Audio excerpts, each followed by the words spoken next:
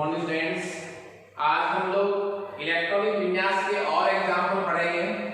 कल हमने आपको विभिन्न कक्षों की ऊर्जा का बढ़ता हुआ क्रम बताया था, एक डायग्राम हमने बनाया था जिससे हम ये बता सकते हैं कि किस कक्षक की ऊर्जा कम है और किस कक्षक की ऊर्जा अधिक है, क्योंकि इलेक्ट्रॉन का कक्षकों में वितरण जो है वो कक्षकों की ऊर्जा के बढ़ते हुए क्रम में होता है। जिस कक्षक की ऊर्जा कम होती है उसमें इलेक्ट्रॉन पहले आता है और जिस कक्षक की ऊर्जा अधिक होती है उसमें इलेक्ट्रॉन बाद में आता है। किस कक्षक में कितने इलेक्ट्रॉन आते हैं? एक कक्षक में मैक्सिमम नंबर ऑफ इलेक्ट्रॉन कितने आ सकते हैं? 2। एक उपकोष में अधिकतम इलेक्ट्रॉन की संख्या कितनी थी? ये भी हमने कल पढ़ा है। S उपकोष में 2 इलेक्ट्रॉन आ सकते हैं, P उपकोष में 6 इलेक्ट्रॉन आ सकते हैं, D उपकोष में 10 इलेक्ट्रॉन आ सकते हैं और F उपकोष में 14 इलेक्ट्रॉन आ सकते हैं। ओके, हमने कुछ एग्जांपल भी कल डिस्कस किए थे, उसी की सीरीज में देखिए नेक्स्ट एग्जांपल। मैं आपको वो डायग्राम जो है एक बार वापस से थोड़ा बना देता हूं। कल बनाया था वैसे तो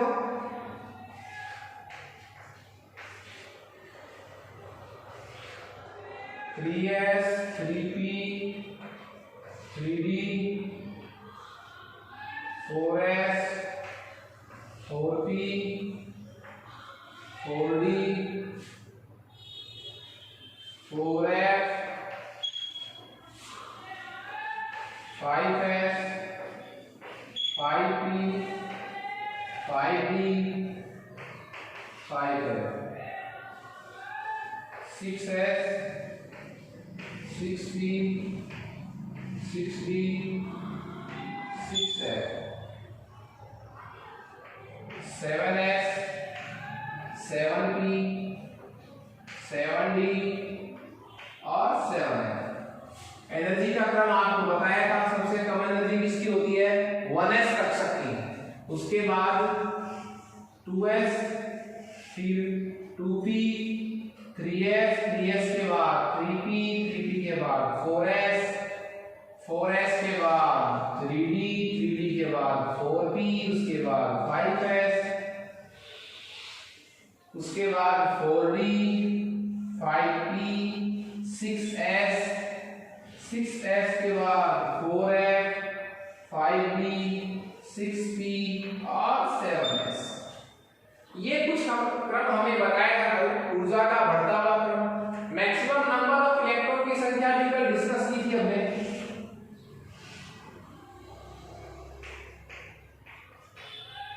उपकोष और इलेक्ट्रॉन की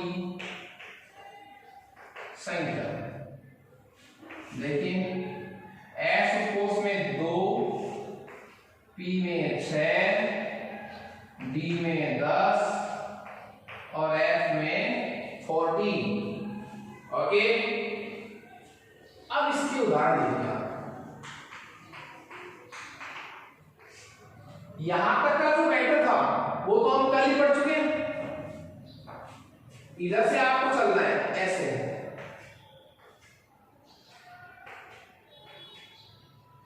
वन एस से ज्यादा ऊर्जा किसकी है? 2s से। 2s कक्षक से अधिक ऊर्जा किसकी है? 2p की। तो पहले इलेक्ट्रॉन 2s में आएगा, 2p में आएगा, 2s में आएगा। नंबर ज्यादा से ज्यादा इलेक्ट्रॉन कितने आ सकते हैं वो भी हमने इस क्रम में बता दिया। अब देखिए आप उदाहरण कल के बाद आपको मैं एग्जांपल दे रहा हूं स्कैंडियम। स्कैंडियम का एग्जांपल है, एटॉमिक नंबर इसका 21 है। तो देखिए वहां से शुरू हो जाइए आप, कहां से? 1s से। 1s, s में कितने इलेक्ट्रॉन आ सकते हैं? 2। 1s2, 1s2 के बाद किसमें जाएगा इलेक्ट्रॉन? 2s में।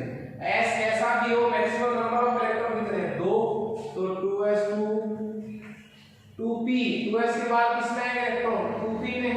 2p में कितने आ सकते हैं? 6, तो 2p6। 2p के बाद किसमें आ रहे हैं? 3s में आ रहे सब। 2p के बाद किसमें आ रहे हैं इलेक्ट्रॉन? 3s में।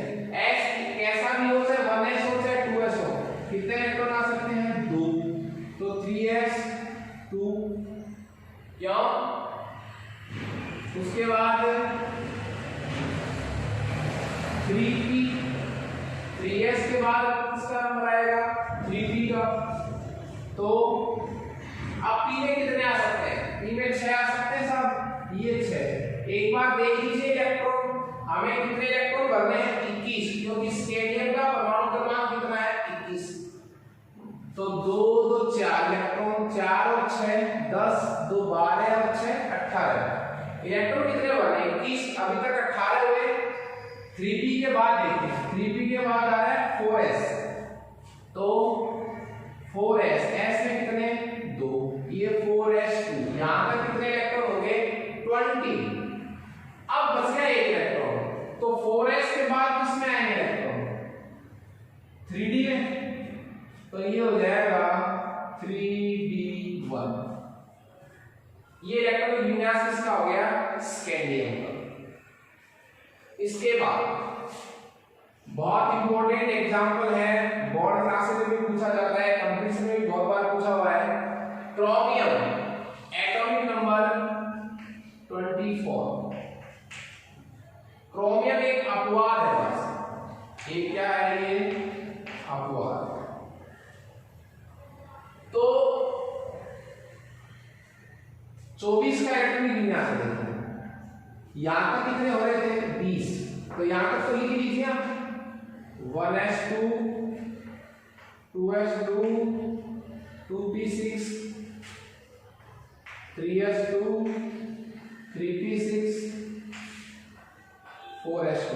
यहां तक कितने इलेक्ट्रॉन हो गए साहब, यहां तक हो गए 20, 2 2 4 6 10, 2 12 6 18, 18 2 20। अब 20 के बाद कितने बच गए 4, तो 4s के बाद किसका नंबर आ रहा है 3d का, तो 3d में कितने हो गए 4। सुनिए आप मेरी बात एक बार, 3d4 यही होना चाहिए था, ये आपके हिसाब से यही होना चाहिए था, लेकिन देखिए ये इलेक्ट्रॉनिक विन्यास क्या है गलत। गलत क्यों है? क्योंकि एक रूल है साहब। रूल क्या है मैं लिख देता हूं, नियम क्या है कि यदि कोई कक्षक रिक्त है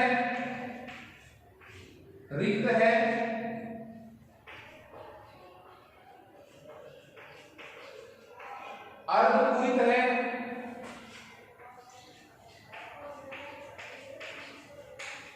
पूर्ण पूरित है, रिक्त आधा भरा हुआ पूरा भरा हुआ, कक्षक का स्थायित्व स्टेबिलिटी स्थायित्व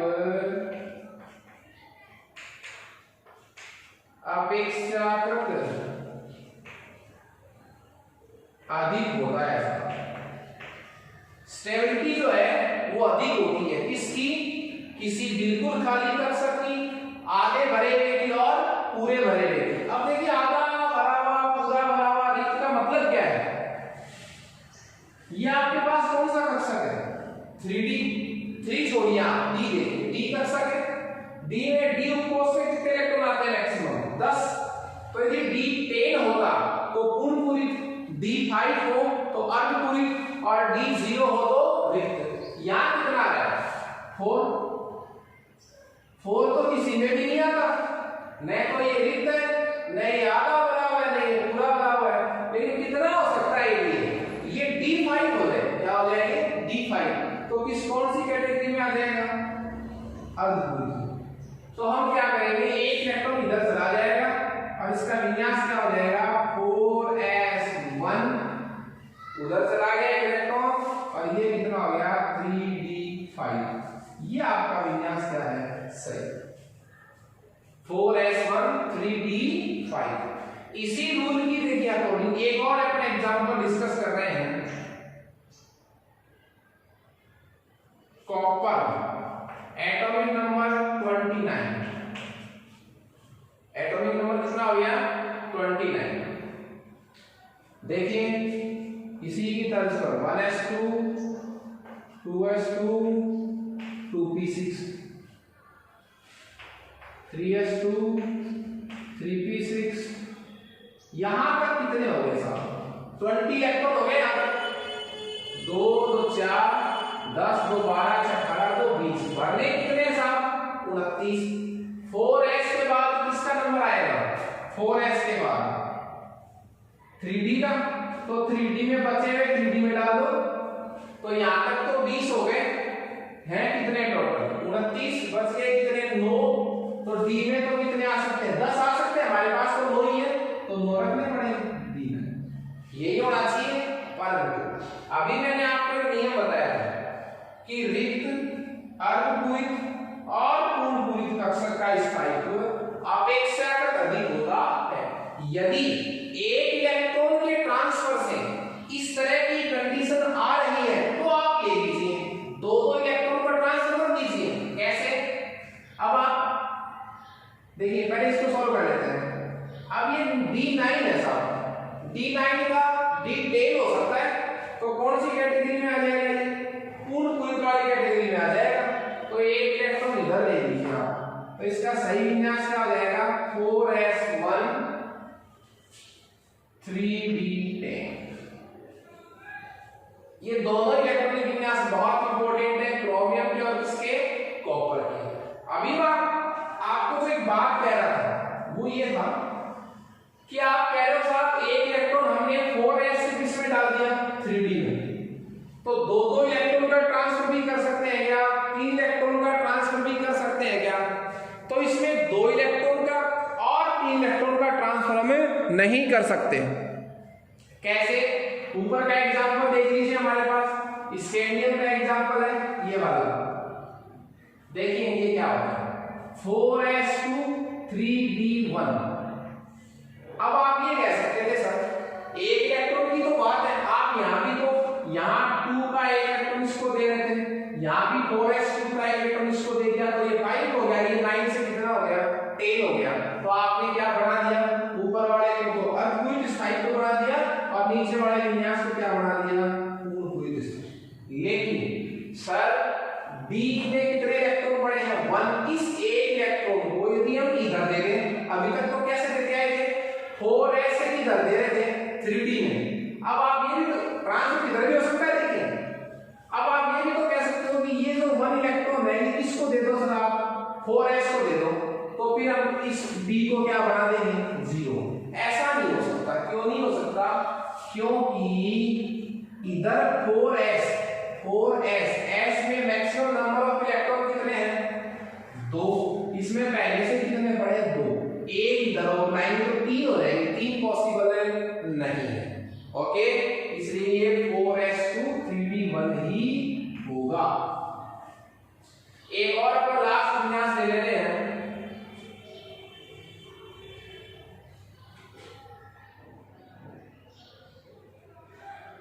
आयोडीन परमाणु क्रमांक 53।